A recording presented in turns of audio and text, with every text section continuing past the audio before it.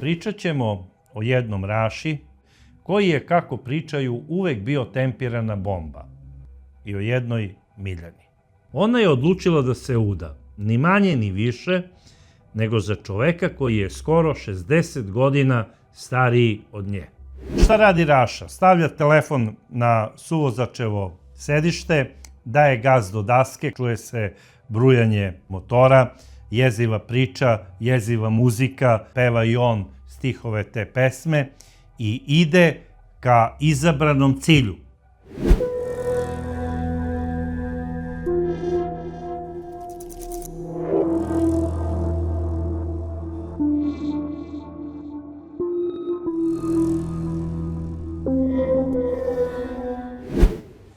Dragi prijatelji, večeras u Čudnim pričama obradit ćemo jedan slučaj o tragičnoj sudbini dvoje mladih koji se najbolje nisu snašli u životu. Naime, slobodno mogu reći, nisu imali od rođenja naklonost sudbine, a kasnije oni su prihvatili život kao neku surovu priču i tako su terali svako na svoju stranu. Sve dok ih je sudbina jednog dana upoznala i spojila u jednu reku. Šta hoću da kažem? Pričat ćemo o jednom Raši i o jednoj Miljani. Taj Raša, kako je sam za sebe govorio, rođen je kao nesrećno dete u jednoj porodici u mestu Petrovčiću blizu Surčina. Surčin je inače beogradska opština, za one koji ne znaju. Znači, rođen je u Beogradu 1996. godine. I kako je govorio, njegov otac je bio problematičan zato što je voleo da pije i tukao je njegovu majku. Da li je to tako ili nije, to je Raša govorio.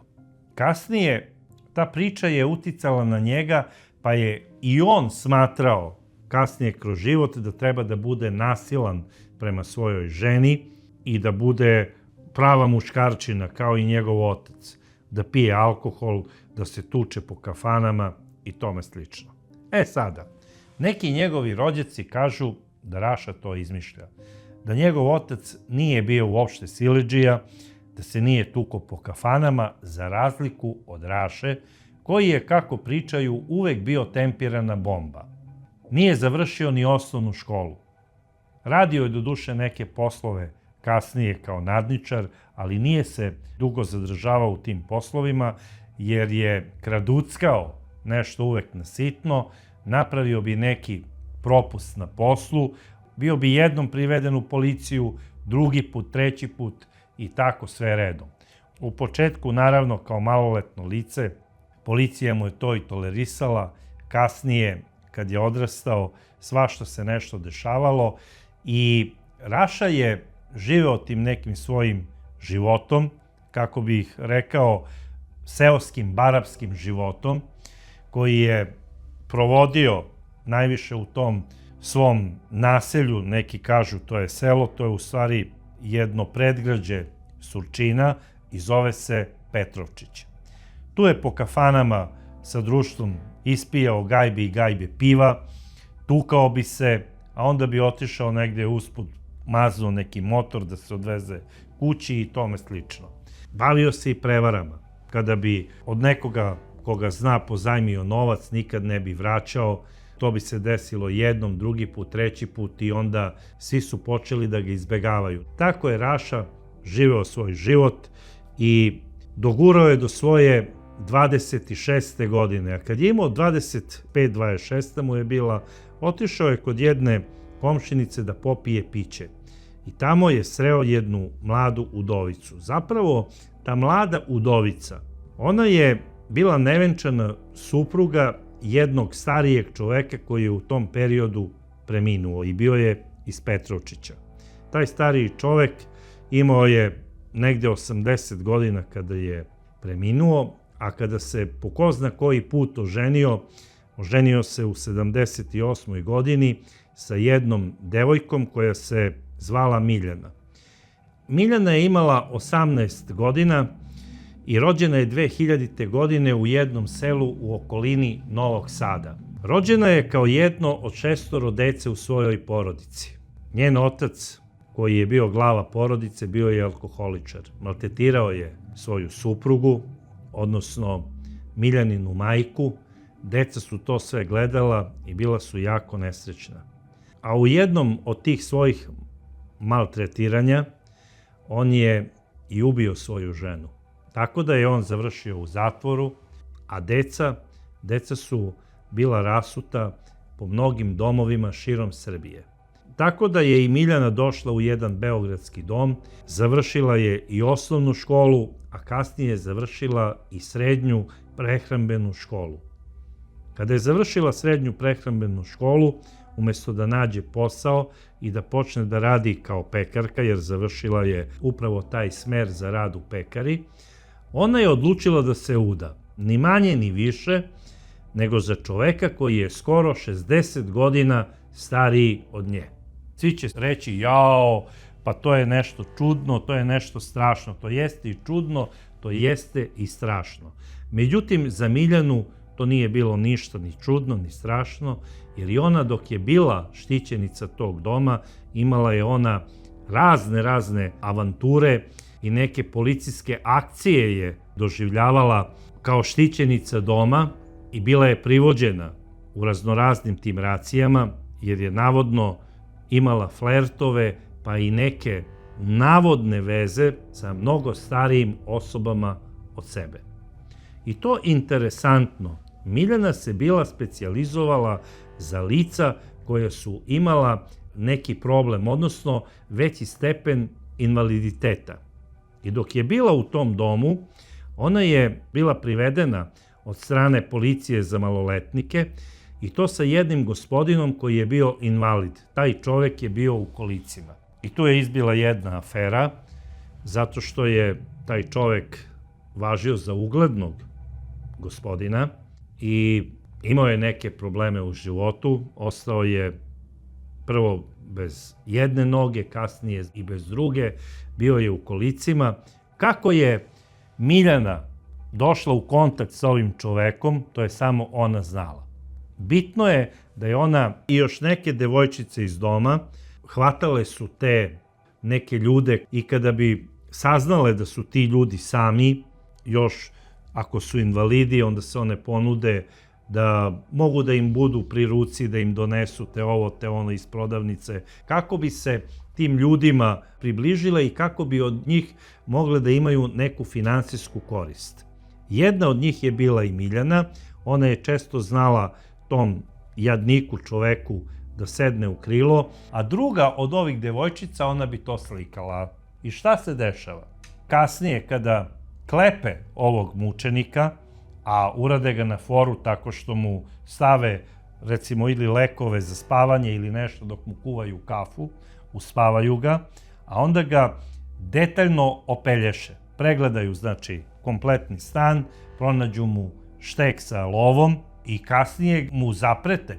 Ako budeš slučajno ovo prijavio policiji, reći ćemo da si nas štipkao, pipkao i otići ćeš na robiju. One su znale da mu nameste igru, da ga oderu, što bi se reklo, i da ostanu opet dobre s njim, jer ga i dalje ucenjuju. Jedna od takvih tih devojčica bila je upravo i Miljana o kojoj pričamo. Ona je zapravo bila ona prava Lolita iz doma za nezbrinutu decu. I ko zna koliko je ona imala ovakvih pacijenata.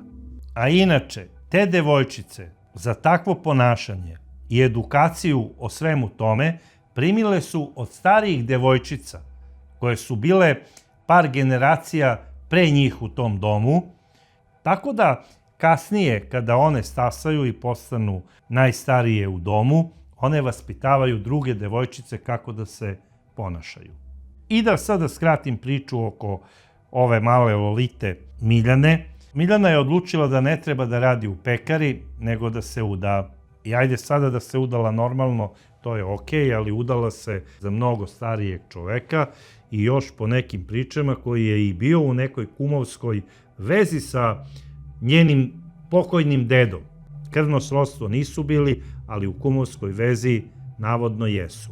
I ona je ovom čoveku koji je bio na izmaku 8. decenije, znači ima 78 godina, rodila ćerkicu. I sa tim čovekom je bila u braku sve do njegove smrti. Kada je umro, deca od tog čoveka, koji mogu da budu roditelji Miljani, oni su preduzeli sve radnje kako bi je izbacili iz kuće. Imala je ona velikih problema. Međutim, valjda je dobila zaštićeno stanarsko pravo zbog deteta, jer na kraju krajeva dete je prijavljeno na ime tog 78-godišnjaka, što je on i priznao, i svi kažu da je devojčica slika i prilika tog čoveka. Sada, šta se dešava dalje? Miljana je dobila pravo da bude do punoletstva svoga deteta u toj kući i ostala je da živi u Petrovčiću. Imala je svoje drugarice, prijateljice, da li je nešto privatno radila, možda u nekoj pekari ili ne, ja to sada i ne znam. Primala je te dečje dodatke, najverovatnije, pošto je ovaj čovek bio i u penziji, da je ona sredila da dete prima penziju, što po zakonu i treba da prima, ne samo dok ne postane punoletno, nego sve dok se školuje, ili maksimalno do 28. godine, koliko sam ja upoznat. I pretpostavljam da se od te penzije Miljana finansirala i da je živela sa svojim detetom.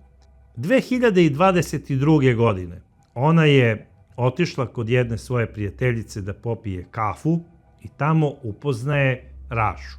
Tu ih je spojila sudbina, Raša kao nesrećni 25-godišnjak, ova ima 22 godine, a već je udovica, lepuškasta, privukla je odmah Rašinu pažnju, a i on se dopao njoj, bar tako ona priča, i mic po mic počeo je flert, ljubavna romansa koja se pretvorila u zajednički život.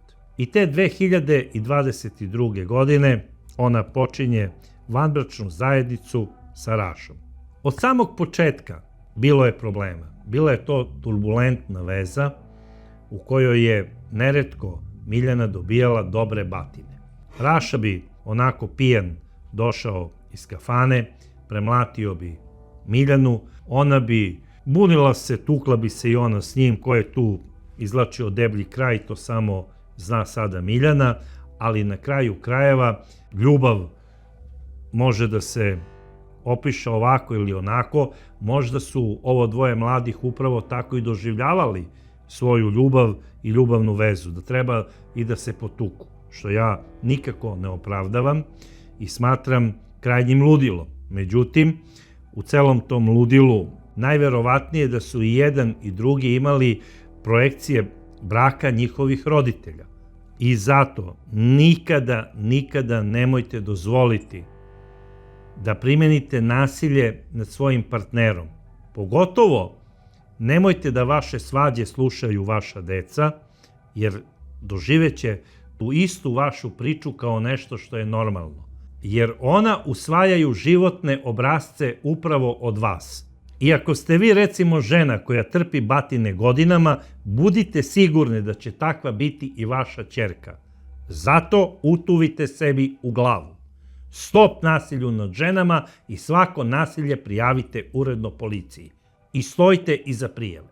Dok ne smestite nasilnika tamo gde mu je mesto, u zatvor ili u ludnicu. I prema tome, nijednu vrstu nasilja ne prihvatam, ponajmanje ne kada se primeni tako nešto nad nemoćnim žrtvama kakve su žene, starije osobe ili, ne daj Bože, deca. To normalni ljudi ne mogu da rade. I šta se dešava sada sa Miljanom i sa Rašom? Oni u tom životu malo batina, malo ljubavi, rade i svoju priču i napravili su i dete. I krajem 2022. godine Miljana ostaje trudna. Početkom 2023. godine rađa njihovo prvo zajedničko dete. Raša i Miljana dobijaju sina. Njihovoj sreći nije bilo kraja. Nisu mogli da izdrže da se ne potuku odmah prve nedelje. Odmah su, znači, pale batine i Miljana i Raša nastavljaju tako da žive. On malo nešto radi, fizikališe, malo kraducka.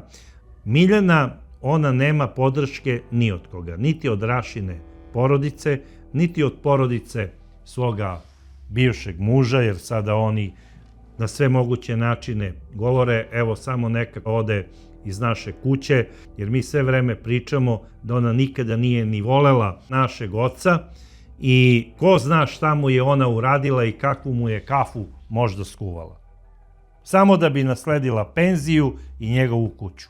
Naravno, Miljana je sve to demantovala i rekla je da je ona volela tog čoveka zato što je bila zaljubljena u njega i da njoj to nije smetalo što je on stariji, jer je njoj nedostajala roditeljska ljubav. Sada se, kako kaže, prvi put pravo zaljubila baš u Rašu. I Raša ju je voleo, tamburao svakog dana. Znači, tukao ju je i za doručak, i za ručak, i za večeru.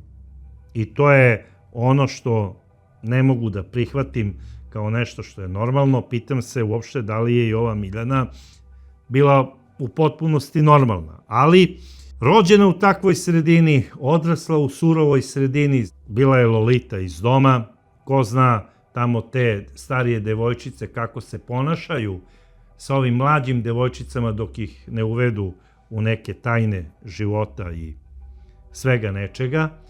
I sigurno je Miljana shvatila da treba tako da se ponaša kroz život. Da treba da pronađe nekog bogatog dedu, da se uda i da živi ono ko bubreg u loju. Međutim, ono što je uradila sa pokojnim Mitrom, to je zapravo bio neki pokušaj bega iz doma. I možda je to bila greška. Jer Mitar nije bio bogat, on je možda nju na neki način i voleo. Bilo kako bilo, sada je sa Rašom, zaljubljena je, Mitra je i zaboravila. Međutim, mnogi Rašini rođaci su stalno nabacivali Raši, ona je živela sa mnogo starijim čovekom. Ima i dete sa njim. Kako možeš da budeš sa njom? Sutra će da te proda, ima da te namesti, da bi te zeznula. Međutim, Raša je voleo Miljanu i bio je zaljubljen u nju. Ali nije to znao da ispolji na pravi način. On je mislio da su batine iz raja izašle. I da je ljubomora nešto što je sasvim normalno i da je dokaz jedne prave ljubavi. Jer moram da napomenem, Raša ima i komšiju Ognjena, koji nije baš niti u cvetu mladosti, ali nije ni deda od 100 ljeta. Ognjen je rođen 1968. godine, udovac je, ima ćerku iz tog braka, živi u kući koja ima zajedničko dvorište sa njegovim rođenim bratom i što je najbitnije, invalidski je penzioner. Ima problem sa zdravljem, jedva se kreće. Ne znam kako je opet sada Miljana odlučila da počnu neko zajedničko druženje, ona, Ognjen i njen suprug Raša. Jer na njeno insistiranje, malte ne svakog dana, Raša i Miljana su kod Ognjena. Da li je ona opet u tom jadnom Ognjenu pronašla neku zamenu za svog oca? Ko zna. Ali moram da primetim da su Miljanu na neki način privlačili stariji muškarci. Pogotovo ako su invalidi. I počeli su baš da se druže. Dolazila je ona i sama kod Ognjena. Ognjenu to nije smetalo. Kako nije smetalo njoj? Zato što on ima rođenog brata koji živi tu u dvorištu. Ognjen ima i mnogo stariju ćerku od Miljane. Ništa njoj to ne smeta. Ona sa svojim nevenčanim suprugom Rašom redovno ide kod njega. I to je znalo celo selo. Na kraju krajeva Raša je počeo da priča nekim svojim drugovima da je ljubomoran na Ognjena jer sumnja da se nabacuje Miljani. I onda su mu ti ljudi pričali, ma daj bre, Rašo, da li si normalan, po Ognjen jedva hoda. Njemu nije ni do života, kamoli do seksa. Tvoja žena je mlada, lepa, njoj je potreban jak muškarac. I onda bi se Raša smirio, naručio bi turu pića, otišao bi kući, onako pijan, zadovoljan, onda bi izudarao ponovo ženu, odnosno Miljanu, za svaki slučaj, a onda bi, kada bi od nje iznudio priznanje da ga voli najviše na svetu, onda bi normalno vodili ljubav i tako mic po mic, dan po dan, Miljana je ponovo zatrudnela i rađa mu drugo dete. Tako da sada imaju 2 deteta, odnosno 2 sina i Miljana ima ćerkicu iz prvog braka, kao što sam rekao. I sve to lepo izgleda kada oni krenu na neki vašar ili do neke pijace, deluju kao mladi par, srećna mlada porodica sa lepom dečicom. Međutim, tu ništa nije štimalo. Nije štimalo što je Raša bio pre svega jako ljubomoran, bio je alkoholičar, voleo je da se bije, bio je tempirana bomba, voleo je da vara, da laže i da krade. Bar tako pričaju meštani naselja Petrovčić, koje je pored Surčina. Rašu je samo branila njegova rođena sestra. Govorila je, moj brat je dobar čovek. On vodi računa o mom bolesnom ocu. Jer moram da kažem da je Rašin otac bio isto invalid i nepokretan. Možda je čak i on privukao na neki način Miljanu. Možda je ona i u njemu videla svoga nedosanjanog oca. Ko zna šta se sve vrtelo u njenoj glavi, ali bilo kako bilo, Miljana je živela svoj život sa Rašom. Sada, ta njihova zajednica je krajnje nestabilna. I to polako Miljana počinje da shvata. Shvata da Raša nije dobar otac, bez obzira što je ona prema njemu osjećala veliku hemiju, ali je shvatila da on nije dobar niti suprug, još manje dobar otac. Pre svega, tuče je pred decom. To vidi i njena ćerka, koja je već devojčica i koja stalno plače zbog toga. Nesrećna su i njena deca, sinovi, koji su i Rašini sinovi. Nijedno dete ne voli kada gleda kako otac tuče majku. Tako da Miljana počinje da shvata da su zapravo oni muškarci, bez obzira što su bili mnogo stariji od nje, prema njoj bili uvek fini, da su je mazili, pazili, da su vodili računa o njoj. I ona se možda i sa setom malo sećala sada svog pokojnog prvog muža, koji nikada nije glas povisio na nju, a kamoli da je udari. Sada ona shvata da ona ne živi ništa bolje nego što je živela u najgorim danima svog života, kada je proživljavala svašta nešto ružno od strane svojih drugova, možda iz doma, ili od strane članova svoje porodice dok je bila još sasvim mala. Bila je nesrećna i tužna i rekla je, na kraju ću da iskončam svoj život tako što ću biti pod pesnicom da li oca, momka ili muža. I počela je da traži utehu u tom nekom svakodnevnom kafenisanju sa Ognjenom. Sada je sve češće i češće dolazila sama kod Ognjena, da mu se žali kako je Raša tuče, kako stalno dolazi pijan, kako je nevaspitan. Da li je ona od Ognjena dobila i savet da Rašu prijavi policiji, ja to ne znam, ali Miljana je u novembru mesecu po prvi put prijavila Rašu u policijsku stanicu. Bilo je do duše i ranije nekoliko tih intervencija policije, međutim Miljana nije htela da se drži tih prijava. Ona je kasnije negirala tu priču, odlazila bi do policijske stanice kako bi čupala Rašu. I oni bi ga puštali i nastavljalo bi se sve i ovo nanovo. Međutim, ovog puta, u novembru 2021. godine, Miljana prijavljuje Rašu zbog nasilja u porodici. Policija ga privodi. Tamo je bio prvo zadržan 48 sati, pa mu je određeni pritvor. Bio je mesec dana u pritvoru. Bilo mu je i suđenje. I na tom suđenju Rašu su pustili uz uslovnu kaznu. A uslov je podrazumevao da ne sme da se približi svojoj supruzi, odnosno nevenčanoj supruzi, i još manje da je tuče. jer u protivnom ići će 3 godine na izdržavanje zatvorske kazne. Rašu puštaju posle tog suđenja, on je dobio kućni pritvor.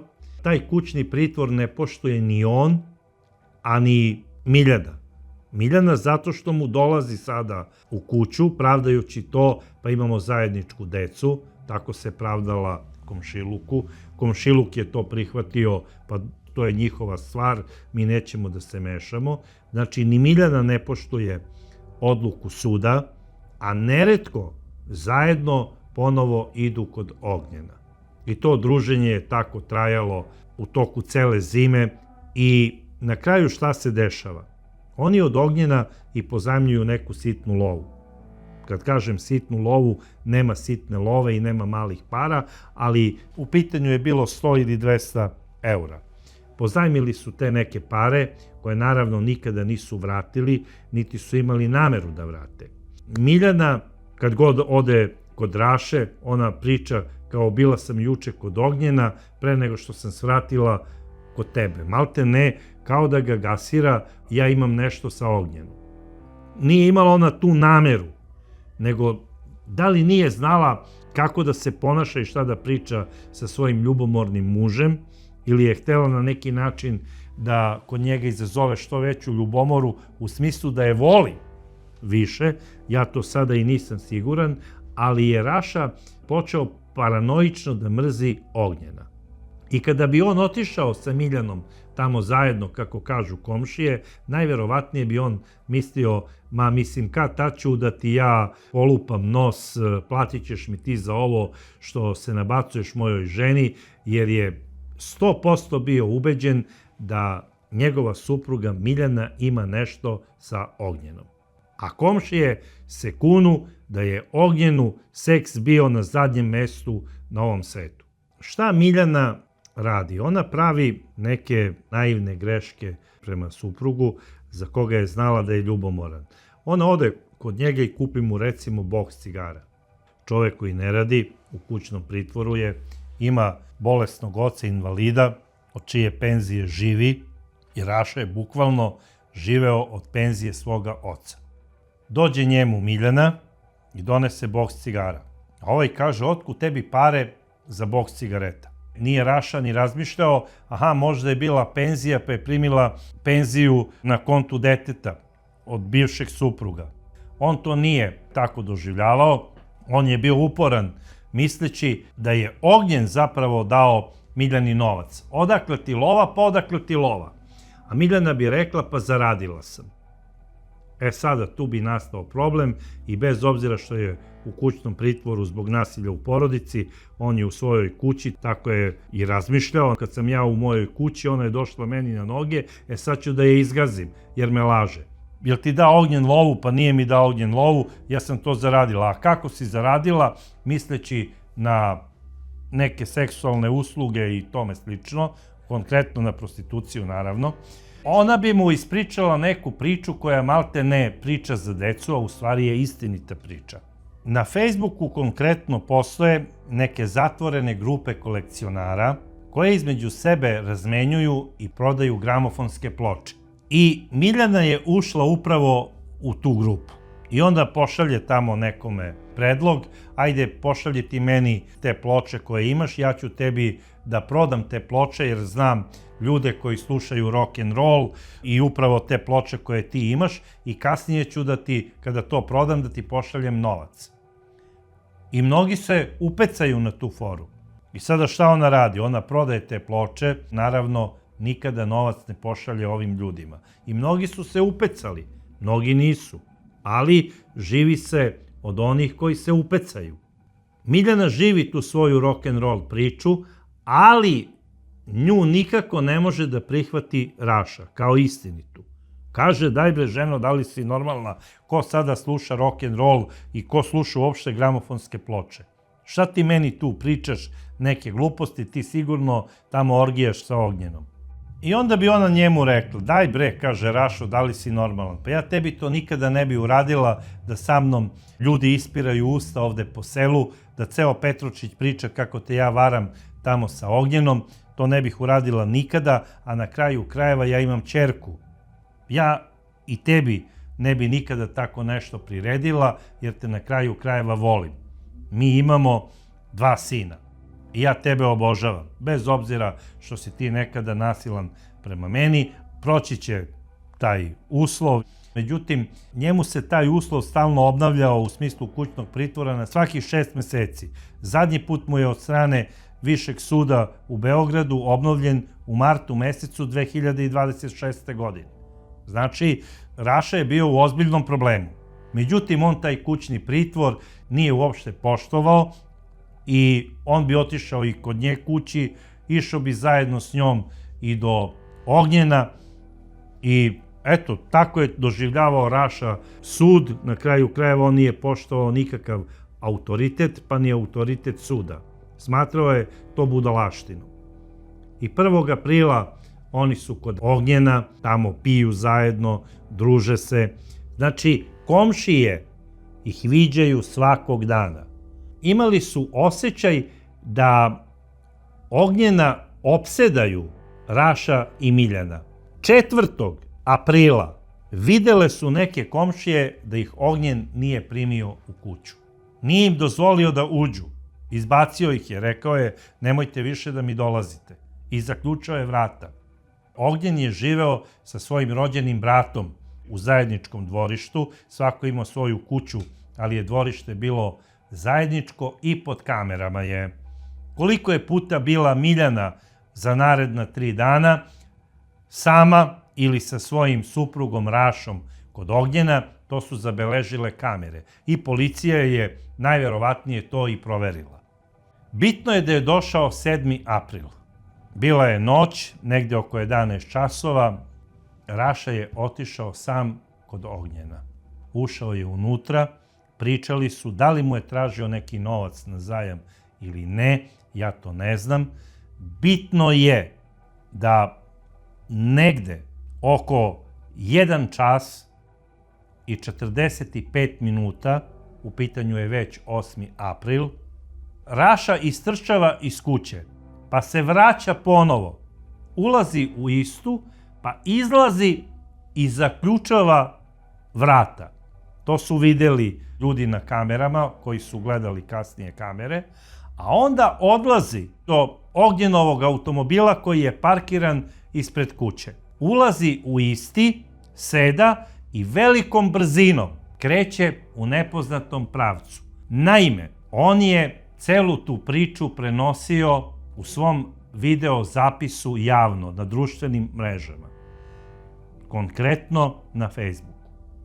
Pravi video, obraća se svojim prijateljima i kaže: krećete sa Rašom u posljednju vožnju. Ovo je kao posljednji krug u Monci. Pušta na radiju neku narodnu pesmu njegovog omiljenog pevača i kreće tamo muzika: da si me poštovala, ne bi mi se vraćala i tako to. I Raša kaže: ženo, ovaj video je za tebe. Samo za moju ženu. I onda u tom trenutku, šta radi Raša? Stavlja telefon na suvozačevo sedište, daje gas do daske, čuje se brujanje motora, jeziva priča, jeziva muzika, peva i on stihove te pesme i ide ka izabranom cilju. U jednom trenutku, tačno negde oko 2 časa, čuje se strašan prasak, neko svetlo, a onda lavež pasa se čuje i više se nije čulo ništa. Raša je udario u svoj izabrani cilj. A koji je to cilj bio? To je zapravo na kružnom toku, kada se skreće za Pećince i kada se ulazi u sami Surčin, tu na kružnom toku je veliki betonski krst. I on je preleteo preko onog kružnog toka, preko onog ostrva i zakucao se u betonski krst. I tu je poginuo na licu mesta. Ljudi koji su učesnici u saobraćaju, kada su videli tu saobraćajnu nezgodu, odmah su pozvali policiju i hitnu pomoć. I hitna pomoć je bila tačno u 2 sata posle ponoći tu na samom licu mesta. Ustanovili su da nažalost nema pomoći mladiću koji je bio učesnik te saobraćajne nesreće jer je mrtav. Policija je došla, uradila je uviđaj. Poslato je telo na sudsku medicinu radi obdukcije i naravno saznali su identitet žrtve i ujutru je policija trebala da dođe i da strašnu vest saopšti njegovom bolesnom ocu. Međutim, dok su čekali vreme koje je prigodno za tako nešto, dobijaju poziv u 5 sati ujutru od jednog mladića koji je bio podstanar u dvorištu Ognjenove kuće, a kasnije i od Ognjenove ćerke, da se nešto čudno dešava jer Ognjen nije u kući, a on je bolestan. A da je zadnji čovek koji je viđen zapravo Raša i da sumnjaju da je Raša ukrao i njegov automobil. Policija kada je izašla na samo lice mesta nekoliko sati ranije, ona je ustanovila da je do saobraćajne nesreće došlo tako što je vožen Ognjenov automobil. I hteli su ujutru da obave razgovor i sa Ognjenom. Sada kada je policija zaprimila i sumnjivi nestanak Ognjena, izašla je na naznačenu adresu kako bi proverili o čemu se radi. Po dolasku tamo, u samom dvorištu, zatekli su Ognjenovog brata, njegovu preplašenu ćerku i podstanara. Podstanar je rekao da je ušao unutra i da je video gomilu krvi na podu. To je potvrdio i rođeni Ognjenov brat. Policija je ušla i posle 10 minuta boravka u stanu pronašli su nesrećnog Ognjena. Ognjen je bio spakovan u sanduk od kauča. Tamo je bio ubačen, a pre toga je preklan i nekoliko puta izboden velikim nožem.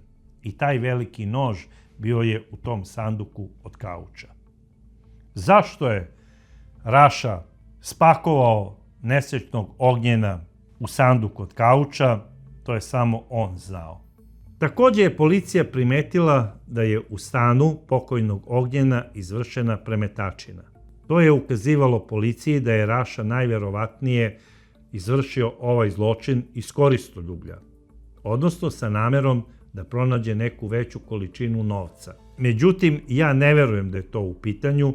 Mislim da je Raša hteo samo na taj način da skrene pažnju i da policiju usmeri u drugom pravcu. Ubeđen sam da je Raša izvršio ovo ubistvo iz ljubomore, zato što je sumnjao da ga žena vara sa Ognjenom. Ujutru, kako su rekli mnogi očevici, policija je došla, odnosno dovela je i Miljanu, najverovatnije da bi radili neku rekonstrukciju tog uviđaja, jer možda su pretpostavljali da je i ona bila prisutna. Ali da je bila prisutna, policija bi joj odredila pritvor i kasnije bi bio pokrenut postupak protiv nje. Međutim, ništa nije policija u tom smeru otkrila i Miljana nije bila ni u policijskom zadržavanju, a još manje u pritvoru. Takođe, protiv nje se ne vodi nikakav krivični postupak u vezi Ognjenovog ubistva. Neki su govorili možda je ona nagovorila Rašu da on uradi tu priču, međutim ja ne verujem da je ta priča u pitanju.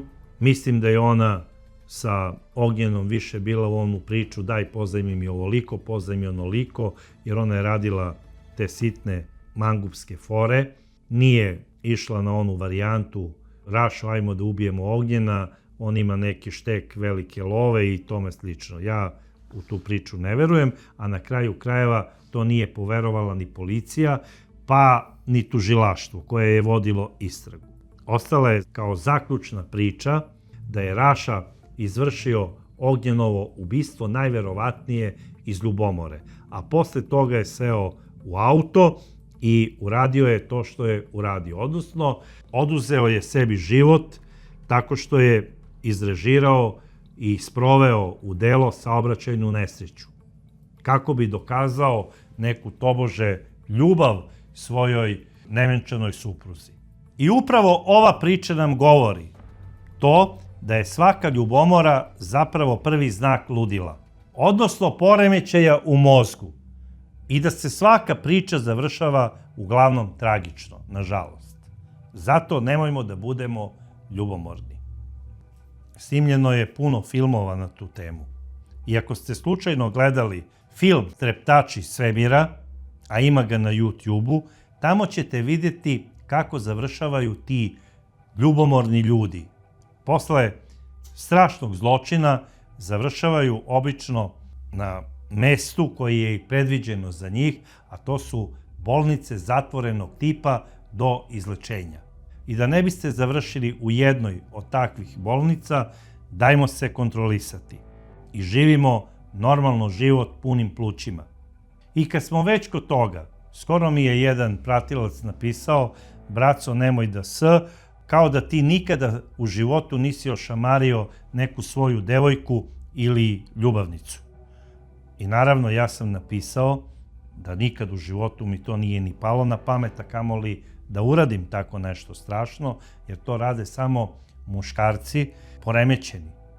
Jer to ne može da bude normalno, posebno ne za mene. Jer ja sam pre svega odrastao u porodici gdje nikada nisam čuo svađu između svojih roditelja. Najverovatnije da su oni imali svoje svađe, ali nikada se nisu posvađali pred decom. Posebno ne u smislu neke agresivnosti ili da čujem neku psovku. Ja sam odrastao u porodici gdje nisam čuo svoga oca da je bilo koga opsovao. To je možda vama neverovatno, ali to je istina. I on ne samo da je voleo moju majku, on je i danas voli.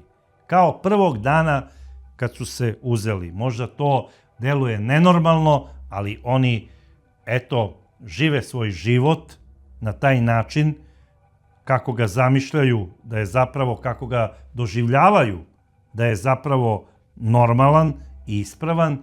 I na kraju ja se plašim da će ljudi koji život podrazumevaju na neki normalni način, da će možda od neke grupacije, ne daj Bože većine, da budu shvaćeni kao nenormalni ljudi. Jer toliko je devijantnosti sada u svetu da će normalno ponašanje da bude smatrano nenormalnim. Ja se bojim da ćemo to na kraju krajeva doživeti. Nadam se, ne moja generacija, ali generacije koje dolaze i koje su još uvek sada u razvoju, možda će doživeti da normalno ponašanje bude smatrano devijantnim. I zato moramo na vreme da preduzmemo sve mere kako bi postavili pravi kamen temeljac normalnosti, na osnovu koga će se i na čijim temeljima će se graditi buduće društvo, kao kuća u kojoj će živeti naši potomci, jer mi želimo normalni svet. A da bi svet bio normalan, pre svega moramo biti normalni mi, kao osnovne ćelije naših porodica, koje su jako bitne za društvo i za kompletnu zajednicu. Jer sve ono što se nenormalno i abnormalno desi u našim porodicama, o tome danas preko društvenih mreža je obavešten ceo svet. I sada kada uporedimo ovu priču gdje sam opisao život ovo dvoje mladih ljudi i kada sam opisao ponašanje ovog mladića Raše, koji je tukao ženu svakog dana i koji je na kraju krajeva, nažalost, postao i ubica i okončao svoj život na način koji sam već opisao, i kada uporedim tu priču sa pričom i sa životom mojih roditelja koji su se uvek odnosili jedno prema drugom na način koji sam već opisao, sa dozom poštovanja, normalno je da ću ja sada kao neko ko gleda sa strane obe priče izabrati onu pravu kao ispravnu, a to je život mojih roditelja. I trudit ću se naravno da takav život živim i ja. Dragi prijatelji, ja bih voleo da vaš život ide nekim normalnim tokom i da nikada, apsolutno nikada vi ne postanete, recimo, junaci nekih mojih čudnih priča. Daleko bilo. Želim da ove priče, koje su krajnje potresne, budu zapravo jedna dobra edukacija svima nama, kako ne treba da radimo i da znamo u koji čamac treba da sednemo i na koju stranu treba da veslamo. I zato taj čamac treba da bude jedna sigurna priča za sve nas. Zapravo treba da bude jedna Noeva barka koja će nas dovesti u ovim nemirnim vremenima u neku normalnu i mirnu luku, a koja će se zvati zapravo normalni život. Svima vama želim da jednog dana dođete na svoj cilj i da ostvarite svoje snove. Ali pre svega, želim vam da spoznate sami sebe i da shvatite šta je prava ljubav. I onda ćete u tom moru ljubavi sigurno doveslati do tražene luke. A u iščekivanju vaših komentara ja vam želim svako dobro i budite sigurni. Voli vas vaš Braca.